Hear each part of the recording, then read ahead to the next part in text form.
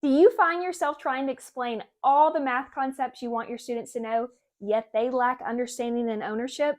Then come learn strategies to create lasting, meaningful lessons and help your students take more ownership of their learning.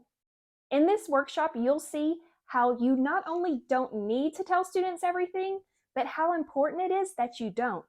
You'll get to experience lessons from middle school math and Algebra 1 by trying them out for yourself. You'll see how hands-on experiences, context, and discovery can help deepen the impact of your lessons. We'll also take these ideas and discuss how you can apply the same structure to the lessons you teach. We'll start by discussing how it's possible to teach without telling students everything. Then we'll look how we can teach without telling formulas, without using math tricks, and without overwhelming students.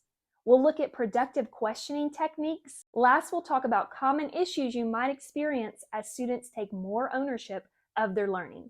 If you're a math teacher who wants to see students making connections on their own and developing a true understanding of the math, I'll let you in on a little secret. We have to stop telling them everything. And if you're wondering how to make that happen, I hope this workshop will give you ideas and motivation to make that a reality in your classroom. If you have any questions, you can email me at rachel@riseoverrunteacher.com. Thank you.